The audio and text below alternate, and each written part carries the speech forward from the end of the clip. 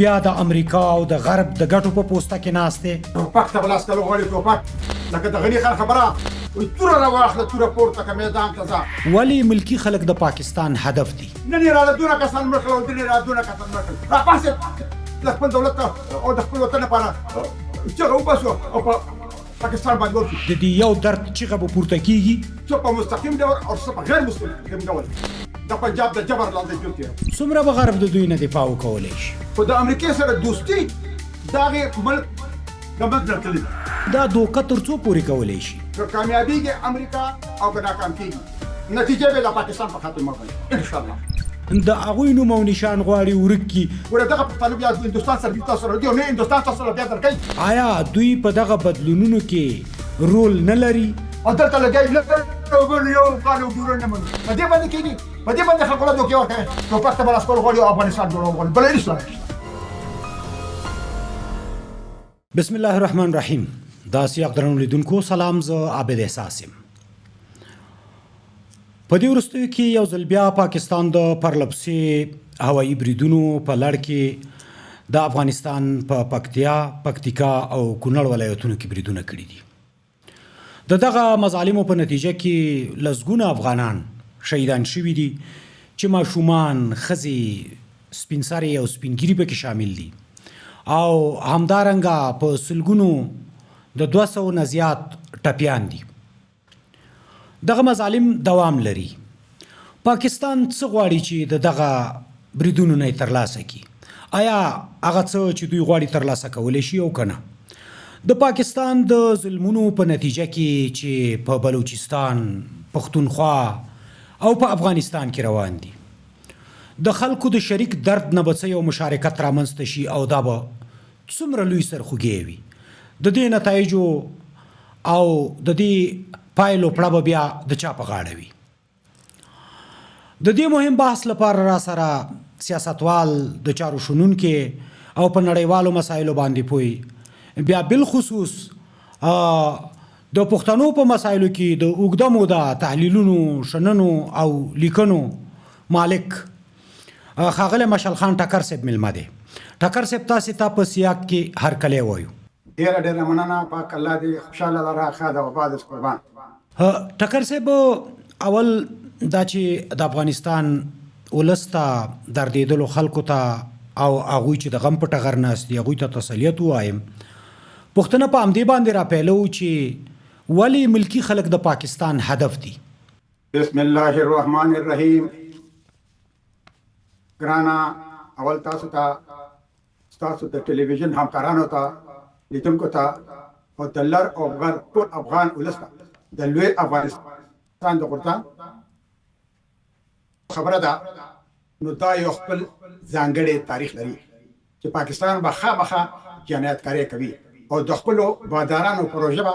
مخ په وړاندې بوځي. ګنې پاکستان به له منځ نه ځي، ځکه چې پاکستان یو هیواد نه بلکې دا د دې سیمې لپاره د انګریزانو یوه پروژه ده.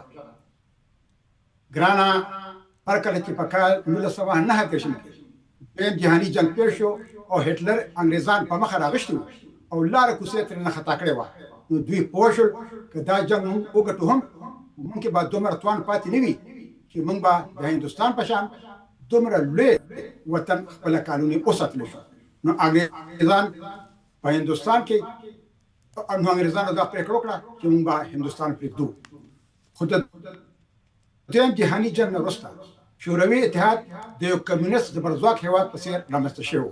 او د موزیتنګ په مشرۍ کې چین هم د یو بل کمیونست انقلاب په لوري روان و او دا دواړه د انګریزانو دښمنان وو. نو انګریزان پوه شول چې دلته د هندوستان په شکل کې یو بل زبرځواک هېواد منځته راشي، نو بیا به په دې سیمه کې نه موږ او نه زموږ تاجانو ته د خپې د لګېدو ځای پاتې شي. نو انګریزانو دا پرېکړه وکړه چې د هندوستان نه به ځي خو هندوستان به په ټولو برخو کې ویشي. نو دوی د اسلام په نوم د یو هېواد پاکستان جوړولو پرېکړه وکړه چې په دې سیمه کې به د پاکستان په شکل کې دوی خپل شتون لا دوام ورکړي او په اسلامي نظریه به د شوروي اتحاد د کمیونست نظریې مخنیوی وشي. به تاسو دا سیمه په اور کې لاو کړي او د پاکستان نه به داسې یو اسلامي بنسټپال هېواد جوړ شي چې بیا به ستاسو د قابونه هم برتانوي ډیپلوماټ ورته وویل هیوادونو او قومونو په ځمکو باندې جوړ کولو لپاره د تل لپاره د پاکستان سره مشترکان د دوی سره په جنګونو کې بوخت وي نو د تل لپاره پاکستان کمزوری وي او زموږ او یا زموږ احتیاجانو لاس په ناس وي او هم هغه شان اوشل او اوس هم لګیا دي په پاکستان کې هم هغه څه کېږي یو مهاجر چې د هندوستان نه پاکستان ته راغلی و نو بیا وروسته ویلي و چې د پاکستان په جوړېدو کې چې د خلکو دا څومره قتل عام وشو د 12 نه تر 14 میلیونو خلکو پکې هغوی پکې بېکوره شو 12 لکه خلک پکې وژل شو شاوخوا 100 زره ښځې پکې یا مړې شوې یا وتښتول شي او یا د هغوی د ناموسونو سره لوبه شو نو که د دې په بدله کې دا ټوله دنیا هم پاکستان کېدو نو بیا به هم چېرته د پاکستان د جوړېدو لپاره هېڅ قسمه مبارزه نه وه کړې نو ګرانه پاکستان د وینو پیداوار دی او په دې کې یو ځل په کال 1901 کې په دوه برخو کې ویشل شو او دا ځل به په بشپړه توګه پاکستان له منځه ځي انشاءالله خو پاکستان به په خپله له منځه نه ځي بلکې دې پسې به د بنګالیانو پسې ټوپک ته لاس کول غواړي ټکر صاحب تاسې د پاکستان په تاریخچه باندې ښه خبرې وکړلې خو د پاکستان د تاریخچه کې چې څه او دغه کوم تسلسل چې دی دغه کومه لړۍ چې روانه ده په افغانستان باندې اوسني بریدونه هم د همدې لړۍ برخه ده او که دا د دې تر شا نوي هدفونه دي نوي اهداف شته دي یا د دې بریدونو تر شا پاکستان نوې کومه موقع لټوي اوس په نړۍ کې او په ځانګړې توګه زموږ په سیمه کې دا کومه لوبه نوې لوبه شروع ده نو په دې نوې لوبه کې روس چین پاکستان ایران او ترکی یو اړخ دي او امریکا هندوستان او یورپ هیوادونه بل اړخ دي نو روسیه خو د اوکراین سره په جنګ کې خلولې دي په زرګونو اقتصادي کومکونه په لګولې دي بل امریکا سره د ملګرو مرکزی اسیا ته ځان رسول غواړي چې هغه ته روسته په دوه محاذ باندې جوړ کړي خو په دې لوبه کې په پاکستان کې عمران خان نه زیدو هغه د پاکستان فوج او پنجابي اسټابلیشمنت اقتدار نه لور کړو او چې کله یو پنجابي شهباز شریف د پاره د دوه اوټونو ضرورت وو محسن داول په اسلام آباد کې وو د پی ټی ایم مشر علي وزیر د جیل نه ولا راوستو او د دوه هم هغه پنجابي شهباز شریف ته وټ ورکړو او شهباز شریف د پاکستان وزیر اعظم شو او امریکا ته په دې سیمه کې ولو لا صحنه ته لاره هواره شو بل اړخ ته په پاکستان کې دا کوم څه شو هغه کار په افغانستان کې نه کیږي ځکه چې په افغانستان کې د طالبانو پښتون کې د امریکا او دغه اتحادیانو ته د مرکزی اسیا هیوادونو ته رسایي ډیره زیاته کړه د پاکستان خو د تل لپاره په دوه بیړو په اخی دي پاکستان چې په کوم ګروپ کې دی په هغه ګروپ کې چین روس ایران هم دي چې هغه د امریکا اقتصادي نظامی او ستراتیژیکي دښمنان دي اوس په دویم ګروپ کې امریکا سره هم پاکستان لګیا دی لوبيږي او چې کوم یو کس په دوه بیړو پېږدي نو هغه په منځ شليږي د دې نه پرته پاکستان اوس اقتصادي سیاسي جمهوریت او اخلاقی لحاظ سره د خبر په غاړه ولاړ دی نو امریکا د پاکستان د ستونزې په نظر کې نیولې دي او دا غینه په دې سیمه کې خپل سیاسي او ستراتیژیکي ګټې پورته کوي او زموږ په سیمه کې د پاکستان نه کار اخلي بل اړخ ته پاکستان د امریکا ستراتیژیک او اقتصادي ملګری نه دی بلکې د امریکا ستراتیژیک او اقتصادي ملګری د چین پر ضد هندوستان دی هغه بل ورځ ډونالد ټرمپ وویل په هندوستان برید وکړو نو موږ د هندوستان نه دفاع کوو او چې څنګه ما وویل چې پاکستان هر لحاظ سره خبر په غاړه ولاړ دی اوس امریکا د انټرنیشنل مونیټری فند IMF او د نړیوال بانک نه د پاکستان سره کومکونه کوي هغه د اقتصادي بحران وباسي او امریکا د پاکستان لاره په افغانستان کې ریجیم چینج یعنی د افغانستان د اسلامي امارت دولت لمنځه وړل غواړي افغانستان کې یو خپل لاسپوڅ دولت رامنځته کول غواړي چې د هغه دولت لاره د مرکزی اسیا هیوادونو ته ځان ورسوي د مرکزی هیوادونو اړوند د چین او د روس په منځ کې یو تړون شوی دی چې د مرکزی اسیا په هیوادونو کې د اقتصادي پرمختګ لپاره ذمہواری چین اخیستې ده او د امنیت ذمہواری روس اخیستې ده نو دا کار اوس په افغانستان کې هم شروع دي نو چین لګیا دي د افغانستان سره اقتصادي کومکونه کوي او روس لګیا دي په افغانستان کې د امنیت لپاره هلې ځلې کوي او د افغانستان د اسلامي امارت سره د نو اړیکو سربېره ستراتیژیک اړیکې هم پیاوړې کوي ځکه چې روس او چین د امریکا او پاکستان د دې لوبې نه خبر دی دلته یو بل لوبه شروع ده د هندستان او افغانستان په منځ کې ګټې سره شریک دي دا دواړه طبي ملګري دي پاکستان د هندستان ځمکه هم نیولې ده او د افغانستان ځمکه هم نیولې ده نو ان شاء الله چې دا ځل به د پاکستان نه په دې لوبه کې یو ترسکون سینډویچ جوړېږي ټکر صاحب یعنی پیخي نامني جګړې په پښتونخوا کې په بلوچستان کې په افغانستان کې دغه ټول د دې لوی لوبې برخه ګڼي چې پاکستان بیا عسکري کوي بیا د پردی په پوسټه کې ناشته بیا د امریکا او د غرب د ګټو په پوسټه کې ناشته تل پسلا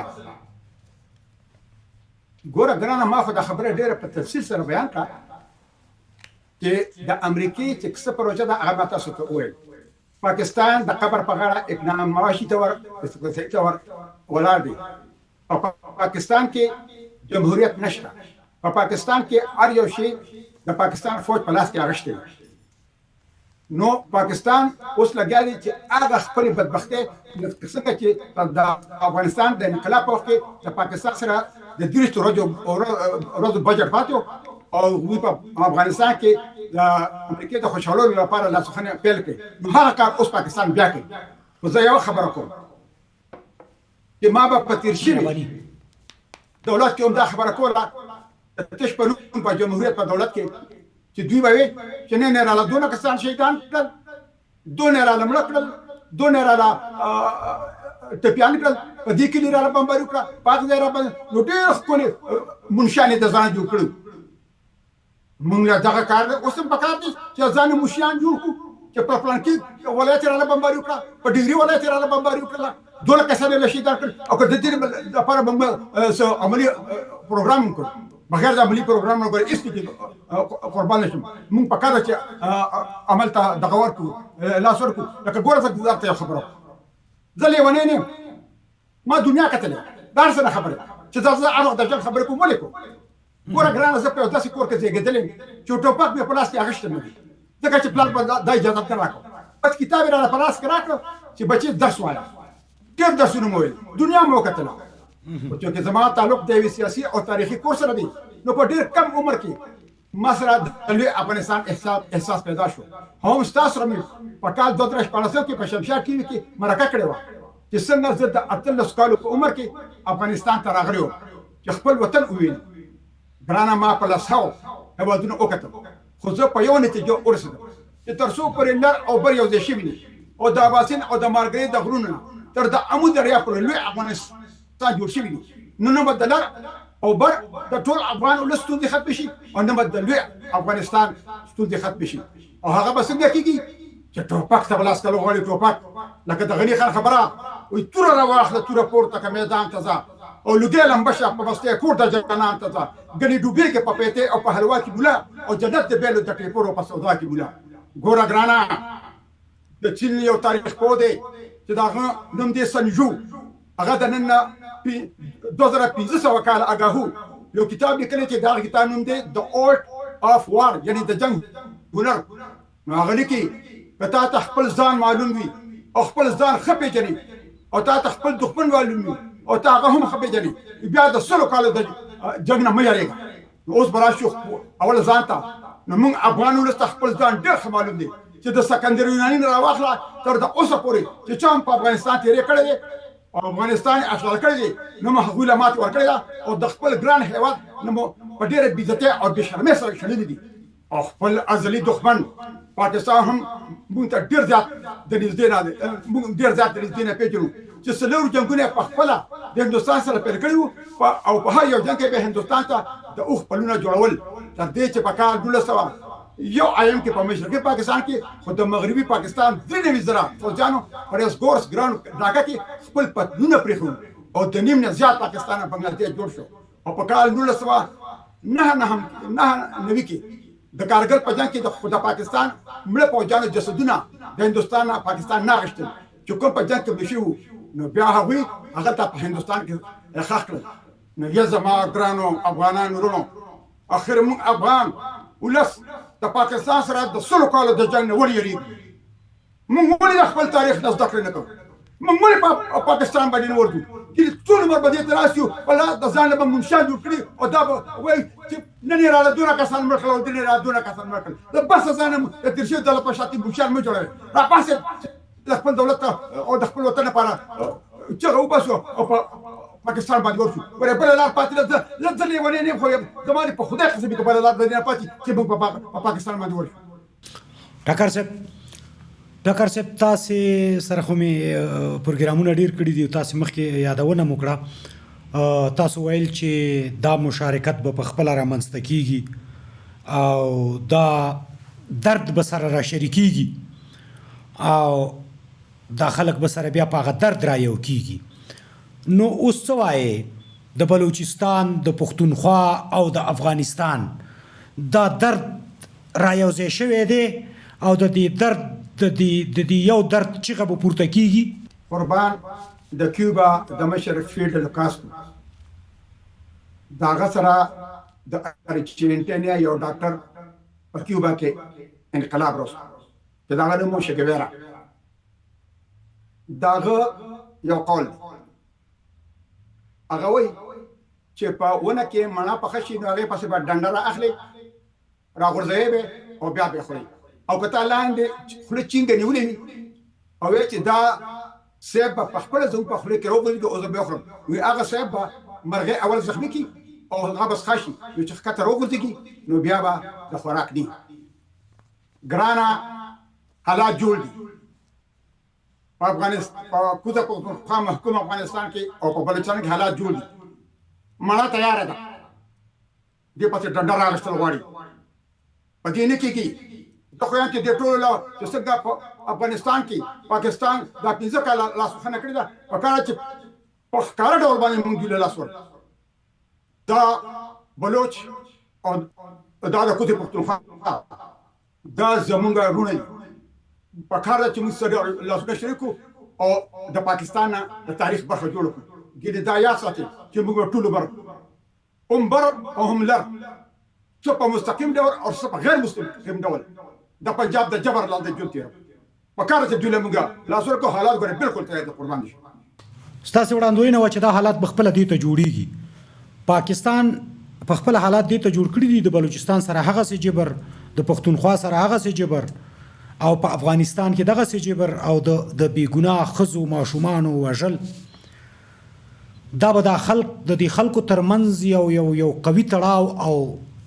یو قوي پیوستون رامنځته نه کړي تل په سله قربان دي ګوره پاکستان د نفرت او کرکې په بنیاد جوړ شوی او چې کوم هېواد د کرکې او نفرت په بنیاد جوړ وي نو هغه به یو ورځ خامخا له میز نه ځي لکه پنجابي مسلمانانو د هندوانو نه په متحده هندوستان کې کرکه کوله نو هندوستان مات شو پاکستان جوړ شو بیا پنجابیانو د مشرقي پاکستان د مسلمان بنګالیانو نه کرکه کوله نو پاکستان مات شو بنگلادیش جوړ شو اوس پنجاب د پښتنو بلوچ او سندhiانو نه کرکه کوي نو ان شاء الله چې پاکستان روانيږي او لوی افغانستان بلوچستان او سندھ دیش په جوړيږي خو ګرانا زیا ما تل یو خبر کړی دا چې د پاکستان لپاره د ټولو نه لوی ستونزه چې کومه ده هغه تشدد دی نو اوس پاکستان هم اخر نه دغه نه پس ریږي چې په پاکستان کې څوک تشدد نه نو دا خبره د اسلام نه اس خطر نشته ځکه چې خو مسلمانان دي خو دغه په نوم جوړ شوی د اسلام په نوم باندې پاکستان ته د ټولو زیاته خطر دا تشدد ده ځکه چې هغوی که بیا تشدد شي نو بیا به د مشرقي پاکستان چې د نورو صوبونه د نورو صوبو خپل ازادي واخلي نو پاکستان څه کوي پاکستان دا کار کوي چې هر کله په پاکستان کې داسې ګروپونه منځته راشي چې هغوی تشدد کوي نو پاکستان هغوی ته وایي چې تاسو جلسې کوئ لاریونونه کوئ هر څه چې کوئ خو تشدد به نه کوئ نو عمران خان 15 شپې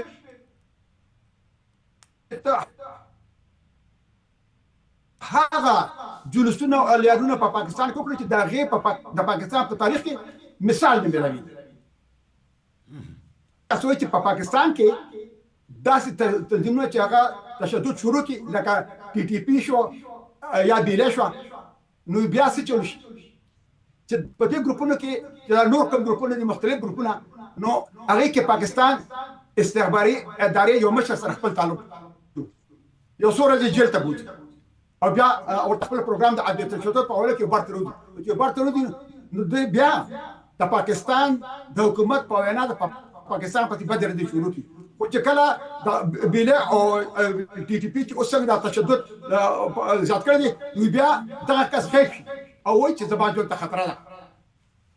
او بیا چې څه ټایم دا کفارس کا خدای مکه که دا د ټي ټي پی او د بیله دا تحریکونه چېرته پاکستان اوسپي نو بیا به دغه کسان لکه د مصیبي چې د خانو بشان د سوړ نه راوړي او کې به شروع کی چې زما ژوند ته اوس خطر نشته نو ګرانه مکه خبره ده زما مکه خبره ده ټوپک او ټوپک بل لار نشته ټاکر صاحب د موضوع یو بل اړخ ده غرب د پاکستان ملګرتیا تر کومه بریده پورې کولای شي منګ او تاسو په وروستیو کې د ایران او اسرائیل په جګړه کې د غرب ملګرتیا ولیدله چې د اسرائیل نه څومره دفاع وکولای شو هغه هیوادونو نه چې په هغې کې د غرب اډې وي هلته د هغوی مرکزونه وو هلته د هغوی ستراتیژیک مرکزونه وو هلته د هغوی نظامي مرکزونه وو هغه په نښه شو د پاکستان نه څومره دفاع کولی شي آیا پاکستان د اسرائیل نه یو قوي عسکر او د هغوی دپاره یو قوي ادرس دی پاکستان په څه ډاډه دی څومره به غرب د دوی نه دفاع وکولی شي ګوره ګرانه هر کله چې د پاکستان د فوج مشر جنرال اسیم منیر په دغه کې په سپینه ماړه کې د دغه سره ملاقات او ډونالډ ټرمپ سره نو هلته هغه سره ټولې خبرې شوې او چې ته دا قسمه کارونه کوي کوم کارونه چې هغه ته پوره شو هغه کارونه هغه نشي کولی یو خو کار هغه چې د ورته ویل چې د باګرام اډه تاسو نه اخلي څه شو یو سره دا کړی و او چې د باګرام اډه واخلم نو بیا به تاسو دغه تکینه او دغه تبا بیا هغه ریجین چینج کو څنګه ما وخت ویل چې بیا مرکزی اسیا ته ځانو رسو آی که خو هغه کامیاب نشو بیا په دغه کې په ایران کې دا کومه لوبه چې امریکا چې کومه دا هغه د چان دوستانه امریکا او دغه اتحادات خپل ځان دوستانه لکه هنري کسنجر ویلو چې د امریکای سره دښمنی خبره نه ده نقصان کوي خو د امریکای سره دوستی دغه ملک د مدنه تللی لکه ګوره په دغه ازیول حق باندې امریکای سره څونه د افغانستان خلاف لکه ویلیام میسی دا د سی مشر د دفتر د مرستيال د ازیول حق سره ملاقات او ازیول حق دوی ته خبرو نو کس خپل مرستيال ډېر مشر د ازیول حق په مخ کې چې ازیول حق سره ودا خو چې څه د افغانستان مسله حل شو شورویان د افغانستان نه لاړل نو بیا چې د ازیول حق سره څه شو نه غته پته زما مطلب دا دی چې د پاکستان او دغه د امریکا دا طبيعي ملګری نه دي ځکه چې باسم ته چې پاکستان د چین نه ځان نشي خلاصولی د پاکستان اتیا سلنه وسله چې کومه هغه چین نه را روانه او دلته امریکا چې کومه ده نو دا غي ستراتیژیکي او ټولې ګټې د هندستان سره تړلې او وي تم دا پته چې کسبا غو ما جوړ شي نو پاکستان د چین مخالفت نشي کولی او چین سره دغه ماشي دغه شخړه د امریکا نو ته ګوره چې پاکستان سره سکی زما دا خبر یاد ساتي چې په پاکستان سره بسکی او ما خبره ده چې ان شاء الله د پاکستان او د هندستان جنگ به شروع کیږي او ته به ګورې چې د پاکستان په تاریخ برخه جوړیږي او کبه نه جوړیږي ټکر صاحب تاسو دلته د طبي ملګرتیا خبره وکړه لا خو په سیمه کې خو هم پاکستان سره خوګیا جوړ کړی دی د سیمې لوی پروژې د دوی د لاسه ځنډېدلې دي په سیمه کې اقتصادي پرمختګ د دوی د لاسه ځنډېدلی دی او بیا دا تحلیل هم کیږي چې پاکستان ته همدا وظیفه ورکول کیږي چې په دې سیمه کې د پرمختګ مخه ونیسي نو که د پرمختګ مخه نیسي دلته د دوی د طبیعي ملګرو او د غیر طبیعي ملګرو ترمنځ د ټکر په نتیجه کې څه راځي؟ زه بیا خپلې خبرې له راځم چې د امریکې ستراتیژیک ملګری په دې سیمه کې هندوستان دی، پاکستان نه دی. دلته امریکا دا غواړي چې په دې سیمه کې د چین لپاره یو بل محاذ ولري چې هغه صرف هندوستان کې دي چې بل نشي کېدی. نو پاکستان چې څومره هغه استعمالولی شي دومره استعمال کوي. خو چې هر کله څنګه ورسره د روسیانو د پلو نه پس په افغانستان کې وکړل نو هغه کار به هم د پاکستان سره کېږي. ځکه چې زه یو خبره بله کوم چې مسلمانه نړۍ په پاکستان کې یو مسلمان هیواد نشي برداشت کولی چې هغه سره اټومي بم وي. ته ګوره چې مخکې څه کېږي. که په ایران کې که کامیابیږي امریکا او که ناکام کېږي نتیجه به د پاکستان په خاتمه باندې انشاءالله. ټکر صاحب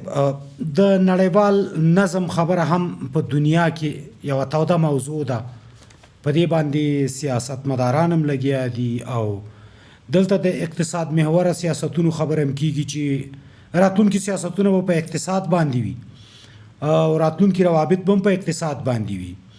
له دې بود نه هم پاکستان په سیمه کې یو سیال هیواد نه دی. آیا پاکستان چې څه کوي مخکې تاسو وویل چې دا یو طبیعي هیواد نه دی، دا یو جوړ هیواد دا یو جوړه شوې جغرافیه ده. آیا هر څه چې کوي د ځان د ساتلو دپاره کوي؟ دا چې نه اقتصاد لري نه یو طبیعي هیواد دی او نه هم د دې وړتیا لري چې په دغه لویو نړیوالو لوبو کې دوی نه دې نه بعد هغه توازن وساتلی شي. نو آیا څه چې کوي د ځان د ساتلو دپاره کوي دا دوکه تر څو پورې کولی شي؟ ګوره ګرانه دا ما تاسو ته لږ ساعت مخکې وویل چې پاکستان یو پروژه ده، دا یو هیواد نه دی، دا د یو پروژې لپاره جوړ شوی دی. هغه پروژه روانه ده مخ په وړاندې باندې ځي. چې څنګه دغه پروژه ختم شي نو د پاکستان حالات خراب دي یا پاکستان ته د نور زور ځکه چې اوس فرض کړه ما سره په لاس کې یو چاقو دی او هندوانه در سره هغه په خورم خو چې هندوانه ختم شي د چاقو ضرورت پاتې نشي. پاکستان په دې سیمه کې اول برتانوي او بیا دغه نه پس امریکای په دې سیمه کې د خپل ګټو لپاره ساتل چې دغه په مختلفو وختونو کې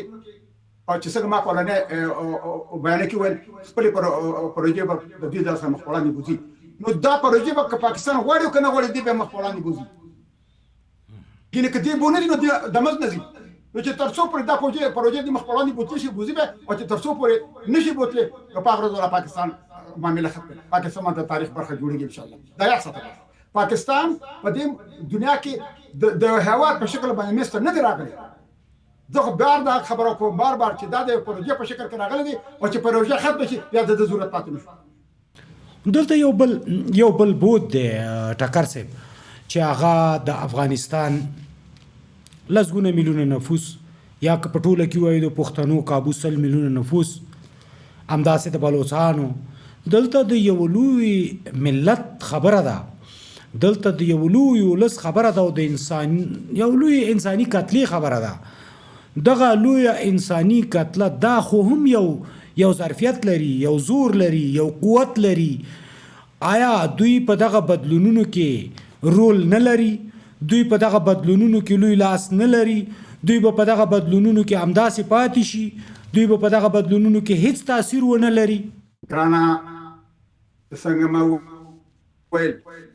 چې په دنیا کې دوه ګروپونه جوړ شوي د هغې نومونه مې واخیستل. پان له به ځای په خپله جوړی په دې کې د افغانستان ځای نه و. ما چې کوم نومونه واخیستل د افغانستان پکې بحیثیت د یو پروژې لګیا د استعمالي. نو خبره داسې ده چې پکار ده چې موږ ځان له خپل ځای پیدا کړو. ځکه که نن امریکا او د چین په مخ کې اختلافات دي او د امریکا او د روس په منځ کې اختلافات دي او هغوی نه بیا د افغانستان د جنگ میدان جوړېږي او که بیا روس راځي او چین راځي او هلته یو اقتصادي پرمختګ زموږ په ملک کوي او بل نظامي، نو پکار ده چې موږ مخې ته چې موږ له ورسره کوو. ګوره چې وي مور علي ماشوم له پیور کې چې ماشوم وجړي په ډاګه دی و چې موږ سره به افغانستان خبره کوي موږ سره به ډیورلند بینونی سرحد نه مني لس کاله د شوروي اتحاد په افغانستان کې ناستو دا ویل لاس پوسو یو پیرا روسي اتحاد ویل چې ډیورلند سره بینونی سرحد نه مني شل کاله دا تشبلور جمهوریت دلته اشغال ناستو اشغالګر ناستو د شل کاله کې د افغانستان دولتونو یو شلو اته سلوخ ملکونه ته ویل چې ډیورلند سره بینونی سره هغه باندې نه نیم دی ویلې وکړه نو چې دی ورته وایي هغه وایي خبره دا سره ګرانه چې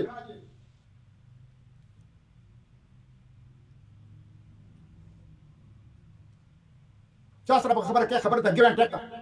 لکه ګوره چې څنګه امریکا چمبرلین د امریکا سفیر و په پاکستان کې هغه چې پرویز مشرف سره ملو شو ورته وایي چې موږ سره طالبانو خلاف وکړو وی وایا و چې تاسو غواړئ طالبان درکو چې موږ سره غواړو هغه بل راکړو هغه شانتي ګوره موږ ګران ټاکو دا باندې کو چې رسېد ما مملکت کې د امریکا خلاف پروګرام شروع کړ امریکا ته تل تکړه درس خلاف ما لا بس راکړو په ټاکه به چې بای بس ډیورلند بینون سره حد نه مني کو چې څوک نه کوي نو هغه ورته وایي ا دې فکر نه کوي ګرانه موږ وایو چې موږ خپل وطن غواړو بس دا غنه دا خبره کیږي خبره نه کیږي زه طالبان دروته همیشه یو خبره یارو دا چې کوم خبره کوم کنه دا زه د هوا نه کوم زه په دنیا کې ناس او زه د دنیا د څه خبرې کوم دا چې کوم خبرې دي ته اشاره کوم نو په کار چې دې خبرونه دا لکه د تاسو بل خبره کوم دوی چې په قدرت کې رااله نو ما یو ویډیو کړو چې اوس په پرته په پښتو ټي وي باندې ما ورته ویلو چې په ملک کې مردم شماري وکړي سشبيرنه وکړي چې څوک څومره دي ځکه چې اوس فرض کړه 2 کورونه په افغانستان یو کې سلوخ کسانو چې بل کې لاس کسانو نو چې زه سره کوم نو کې سره راځي شانت کوم دا چې باش باندې چې په دې کو بيزدي الته لستي الته شل دي الته دوی نو دا غي مطابق په دې د سره کوم کنه خو چې ما ته پته نه چې په دې تاسو کورونه اول چې افغانستان ته دا پته ولګي چې د افغانستان څونه نفوس دا ممکن وي چې 10 بلني سلوخ بلني په دا ټول اټکلې دي ځکه چې په افغانستان کې معیار نه نشي لکه ګوره ته تاسو خبره امیر ابانی موږ ته په سکول کې موږ باندې چې په افغانستان پښتانه 15% دا به موږ چې دا 15% افغانان پښتانه دي په سکولونو کې بل ته په کتابونو کې هم دا دارت بیا په کتاب د کامر په وخت کې لیکل شو زه په ماسکو کې هغه کتاب ما کتو د دوی ډېر د پښتانه راکم کړی چې په هغه کې اته په وزو تر مثلا بیا که موږ د افغانستان تاریخ وګورو نو په افغانستان کې باباچا صرف پښتون ناست یو واز باباچا ناست او ګرچا پیره به ټول بیروکرات چې کوم هغه تاجکان ناست نو هغه څه چلو هغه چې با یو تاجک یو علاقه اولګل د پښتنو چې لاکه هغه به سواده کسان ورته به کاغذ ورکړ چې دا کاغذ تاسو ډکه تاسو په کور کې څونه کسان دي دا د دولت تاسو کوم کول غواړي نو هغه بیچاره به خو به تعلیم خلک او نه ورچک تا خو دوی وکي د قومیت خانه خالی پر چې فارومونه به دوی راول کسان ورته کېنه د قومیت د پولیو کې تاجک نو ماته سو میاشت مخکې د تهران نه ټلیفون شو یو کسو همایون زید د لوګرو ما ته تکرسه وې زه په لوګر کې اوس په دلته کې ولایت کې او دلته مونږ لزره مونږ یوسفزي پښتانه او راخوات را سره بل کله الته سلور زره یوسفزي پښتانه خو زمونږ تذکره کې تاجک لیکل شوی نو ګوره په ډېر به سازش سره د پښتنو هغه اکثریت به نن سبا په بین الملل دغه کې کتابونه کې د سلوي سلونه ترکس چې دا د دنیا ته خو کې افغانستان د پښتنو وطن نه دی د غیر پښتنو وطن نو راګور دا چې خبره کوم چې اوکې سشبيرنه چې دنیا ته پته لري چې څوک او د افغانستان پته ولګي چې افغانستان کې ټول نفوس څومره ځکه دا څو ما دلته ابرو د ټلویزیون په هغه مرانه یو کس تاسو کې د افغانستان دښمن یو کس ټول تاجکان نه د تاجکو د نور ټول نه یو خاصه طبقه ده نو هغه ناګوي چې تاسو خو بس به سره نه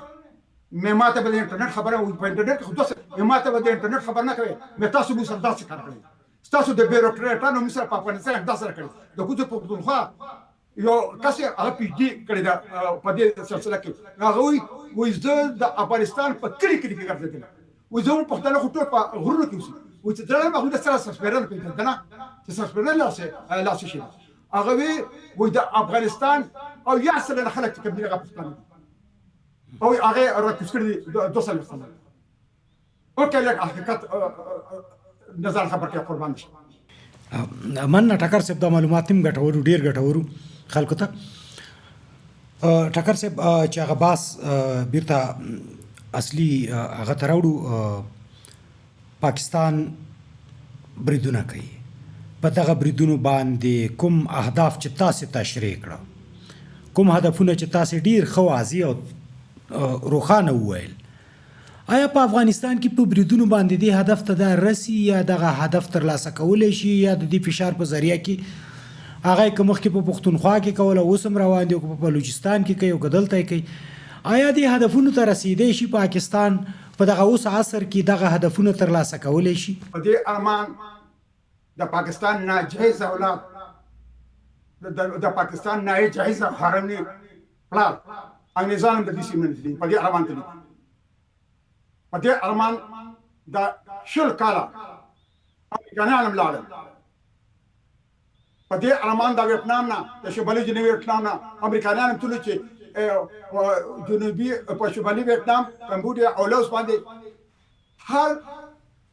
اتمنټ نه کاله هر اتمنټ په دې بمباري کوله او شپږ ملیونه ټنه بمونه په غردول او بیا سو چې بیا په جنوبي ویتنام کې د خپل سفارت د پاسه ولاړو او تختید ربا په افغانستان کې د بمونو مور خورنیانی کټول استعمال کړ او بیا د فی په تیار کې د باګراند د کابل هوایي ډګر ته او تختی چې د دې غپلاران نه کامیاب شي نه پاکستان بس کامیاب شي چې دا د حرمونه او به هر تعامل دوی بس کامیاب ټکر صاحب کو دوی په تاسو په دې باور است یو ټول افغانان په دې باور دي او ټول هغه شننې چې دي هغه په دې باور دي چې پاکستان په دې باندې نتیجې ته نشي رسیدلی او نور نشي کولای چې هغه ګټې وټې چې دوی په دې مسایلو باندې تر اوسه پورې ترلاسه کړي دي او په لسیزو کې ترلاسه کړي دي دغه یو بل بوت ته زه راځم چې په پاکستان کې په خپله زه چې کوم د پښتونخوا د خلکو خبرې اورم د بلوچستان د خلکو خبرې اورم چې د پنجاب واک او بیا په پنجاب کې د څو کورنیو واک او بیا هغه واضح دي او د هغې د پلار واک او بیا د هغې د زوی واک او بیا د لمسي واک او دا نور نشي کولی چې د دې خلکو نه د خپلې ګټې وتروړي او نور د دې خلکو نه د دوی مالکیت واخلي نور د دې خلکو نه د دوی ژوند واخلي نور د دې خلکو نه د دوی ګټې وټې او اقتصاد واخلي د دوی نه د دوی معادن واخلي د دوی نه د دوی جایدادونه واخلي لکه بله ورځ چې خلک د خپلو مینو نه په تیرا کې کډه کړله نور دا ناممکنه ده او دا د څو کورنیو ته دا واک راټول شوی دی ستاسې شننه په دې برخه کې څه ده چې آیا واقعیت همدغه تحلیلونه چې دي دا واک یو څو کورنۍ دي چې هغه د هند د شرکي کمپنۍ د وخت نه هغه د انګریز سره پاتې شوي دي او بیا د غرب سره پاتې شوي دي او بیا د همغوی واک دی او په دې خلکو باندې په دې میلیونونه انسانانو باندې چلیږي او هغه کورنۍ چې هغوی د سلګونو کالو کلاوې دلته ولاړې دي د هغوی نوم او نشان غواړي ورک کي د هغوی نوم او نشان غواړي چې د هغوی پلار او نیکه دلته نهضتونه تیر کړي دي دلته یې مشریانې کړي دي دلته قومونه او ملتونه رهبري کړي دي هغه هم د منځه ویسي دا لوبه نور څومره دوام کولی شي ګرانه چې څنګه ما تاسو ته خبر وکړه چې هلته کې مڼه پخه شوې ده او د اباسین اوبه د سکو په انتظار کې خو زه همیشه یو خبر کړم چې ورانه ده نو د خانه ده په بلوچستان کې 12 میلیونه بلوچان وګړي الته خو هغوی ټوپک راغسته دی په پاکستان پسې او په پښتونخوا کې 30 میلیونه پښتانه دي هغوی ولې د ازادۍ دپاره ټوپک نه راخلي ځکه چې هغه د تشدد ولري چې کومه پاکستان پروژه ده نو چې په افغانستان او په پاکستان کې د کم کسان د تشدد خبرې کوي نو دا د لوی افغانستان دښمنان او د پاکستان ایجنټان دي کدا هر څوک ځکه چې د پاکستان پروژه مخ په وړاندې د تشدد دا پاکستان پروژه مخ په وړاندې بوتل بل یو بل ډېر لوی مصیبت دی احساس چې دا افغانستان د ځینې کسان نه دي دا دروغ ډېر زیات دی د یو کس د مشروطیت لپاره به دونه دروغ وایي چې ډېر څه سریع او نیخ پي یاره زه ورته یو مشر خبره کوم جهاني صاحب هغه په لګیاو په ټلویزیون باندې چې د اوسه پورې د پاکستان په تاریخ کې یو دهشتګرد دی اس کې پیچې ور دي دا پیټم مخکې دا چغه چا نو واخلي دا یو بل مرحوم هغه ذات پروفیسور وی په نن سبا په دغه کې ناشته په واشنگټن کې ناشته هغه وایي چې دا خبره منظور کړی ده چې یو دهشتګرد دی اس کې پیچې ور دي او دا خبره په کال 2009 کې چې ارکلا پرویز مشرف چودري د دغه نه لکه افتخار چودري د سپریم کورټ د جج نه لکه نو وکیلانو یو تحریک شروع کړ نو دا چې یو خل د پرویز مشرف کې د شګرد اس کې پیچې ورګه او دوی په منظور باندې وړي ته دروغ صادم نه کړه ما سره یو زما ډیر نږدې ملګری دی پی ایچ ډي ډاکټر کې په افغانستان نو زه په دې تیر شوی د شپږم په جمهوریت په دوره کې ما یو دغه اورېده ټلویزیون اوریدنه دی وای چې باچا خان په درشتم په دې په کال 1913 کې په قندوز کې اوسېدا او بیا دغه ته کوڅه پختونخوا ته او الته انجام اصلاح هغه نه جوړ نو کدانو خلک خبر کې دا زاورم نو ځکه چې ما ته پته دې کوم نه لګای او چې هغه پر ځګر خبر چې ګوردا په دې ډاکټر دی نه ما کابل ته تلانم نو د بلراغ مله کدا ته چا ویلی چې په کال 1913 کې باچا خان په کندوز کې ویره دا خو زما یو دوست د دې دروغ ته ګوره چې زما یو دوست او هغه ماته وایي چې زمون په کور کې اوسېده نو مې دا باچا خان یو کډو ویو نو مې چې یو نو مې هغه د کال 1913 تر کال 1913 پورې په ډېر څه خلک په جیل کې پروت هغه څنګه په هم په جیل کې هم په کندوز کې وې دا څه هم به خدای ته وګوره چې د خلکو د مشروطیت لپاره دروغ نه وایي زه په ماسکو کې ناست بالا یو افغاني ورور راغی ماته وچیرا ډاکټر صاحب دا خو به شخصي نظریات وي په هغې باندې به ماوت عباس ډېر نه کوه بیا به هغې باندې به یو ځانګړی بحث کوو خو ملي کرښه ملي دریځ او هغه ملي ارزښتونه چې ډېرې د پاشلو کوشش شوی ډېر لکه تاسو چې څنګه دغه په دې خپرونې په منځ کې تاسو ډېرې تاریخي خبرې وکړي او بیا مغې سره اوس سره تړاو ورکه هغه مو سره وتړلې دغه ټول خو شوي دي خو بیرته دغه ملي کرښې ته څومره دا پښتانه نږدې کېږي دا لوی افغانستان نږدې کېږي د افغانستان خلک نږدې کېږي د پښتونخوا خلک سره ملي کرښې ته نږدې کېږي همداسې چې بلوچانو د هغوی سره څه مشترکات لرل هغې ته څومره ور نږدې کېږي او دغه حالات څومره دې ته دا برابر شوي یا پاکستان په زوره باندې دې ته برابر کړله د تشدد نه د ظلم نه د زیاتی نه چې دا خلک بیرته پوه شي چې که مونږ سره دا درد شریک نه کړو او د درد باندې په شریکه سره راټول نه شو دا زمونږ د درد چغه سره شریکه نه شي نو مونږ هلته نه رسیږو دغه ملي کرښې ته د نږدې کېدو دپاره او دې ته د رسېدو دپاره او په دې ملي کرښه د راټولېدو دپاره د دې دپاره څومره هغه دردونه سره رانږدې شوي دي او د دې دپاره څه پکار دي چې د یو ګډ درد نه دا ټول ولسونه خلاص شي یو خو ګرانه پکار دی چې موږ په یو خبره باندې خپل سر خلاص کو چې د پاکستان لپاره دا مطرح نه ده چې په افغانستان کې څوک په دولت کې پاکستان به خامخا افغانستان کې هر څوک دا غي مخالفت کوي ځکه د پاکستان پروژه د پاکستان منصوبه ده چې په افغانستان کې یو دولت هم په خپل خپل نه درېږي ځکه کله په خپل خپل یو پروژه نو بیا به دا پاکستان د خپل ځمکې پښتنه کوي دا اباتین او مارګلې دورونه تر ډیرولند پورې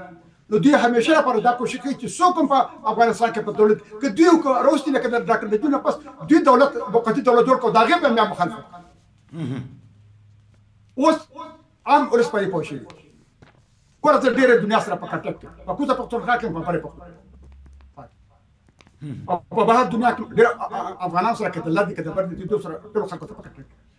یو هغه کسان دي چې کوم د پاکستان استخباراتي ادارې ولسلیم زره دوی فیک اکاونټونه جوړ کړي یو دوه درې کسان ته کومې یو ته پښتون نومونه کې لول کته افغانانو کې یو په شپږ څنګه کې هغه به یو طرف ته په اصلي معنی کې چې کوم خلک دي ځکه چې زم په هوا کې خنوسه په یو کلی کې پیدا شوی ما او یو ډېر تاریخي کې پیدا شوی ټول دنیا سره اړیکې که دا ما یو پر شو نو تاسو ګورئ چې هغوی څه کوي او ګوره موږ د کوټې په خاطر دوه پیرې ثابته کړې ده چې موږ افغانان یو عظیم خان په موږ باندې دغه کې غږ وکړ د کوټې پښتونخوا په پښتنو په یوسفزو او په خټکو باندې چې رجیسټر خلاف ودرېږي موږ دغه خلاف جنګ شروع کړ په پرسابق کې ډیرانه د شپې په تیار کې راوتښتې امان الله خان سره موږ ودرېږو بیا زموږ په سر څه دوکړه د نیم نه کم افغانستان استقلال یې واغېست ساتو قهرمان شو دغه درې موقع په لاس ورغلې دیر شاله چې د خپل ځمکه ترلاسه کړي لکه یو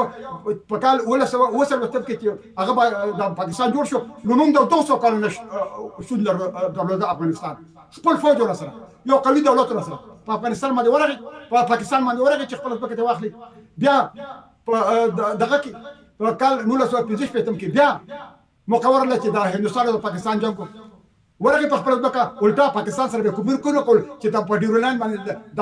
کب ساسو عسكر دي دم دغه ته جنگ لموزه هندوستان ته موږ د ډیورلاند دل ساتو او بیا په کال 1901 ايام کې چې مشرقي پاکستان نه بنگلاديش جوړ شو او پاکستان مکمل ختم فوج التفات خلک ختم بیروکراټ ختم عام ولس ډیر ماوسه د په خو کې په هغه کوم حالاتو لکه د شپې 2 بجې او 24 افغانان راغلل موږ د استل کې لنو کې او د ځکه خیر افغانان هغه بیا اعلان وشو چې دا دروغ دي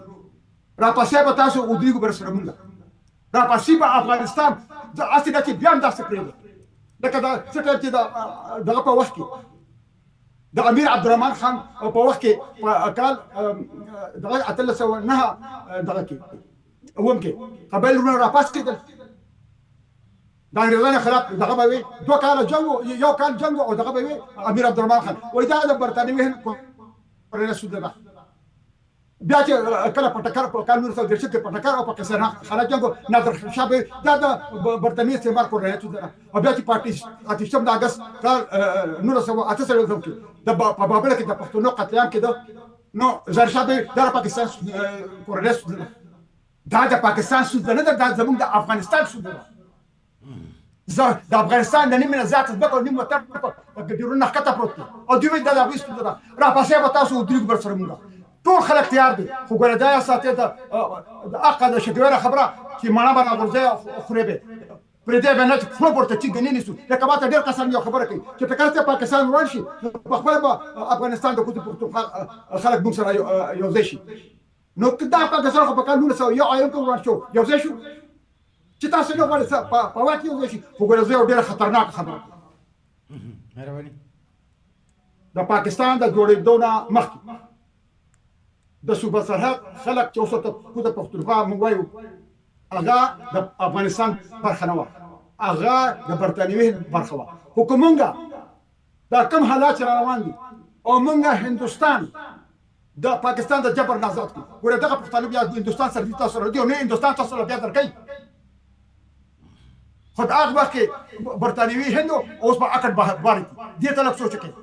سترګې مه په ګټه کوئ ځنې یې ونې نه چې دا چغې وخم په دې په ځان باندې یوه کړې ما چې کوم ژوند دی د هغې متعلق څو تصور نه شي کولی هر څه مې په ځان پور لګولي دي د کال 2009 کې مې د پاکستان د آزادۍ چغه ویله ولې د بچیاش په شان د جرم مې په پاکستان کې هر څه مې غورځولي دي اوس په پاکستان ته نه تللي ولې زما کورنۍ نشته زما څوک نشته زه په هوا کې پیدا شوی هر څه پیدا کړي په دو لګولي دي او دلته لګی یو قانون ډیورن نه منو په دې باندې کېږي په دې باندې خلکو له دوکې ورکوي ټوپک ته به لاس کول غواړي او افغانستان جوړول غواړي بله هېڅ لاره نشته ډېره مننه ټکر صاحب ډېره مننه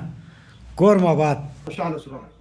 درنو لیدونکو له ښاغلي ماشال خان ټکر صاحب سره خپرونه همدومره وه تر بیا د الله په امان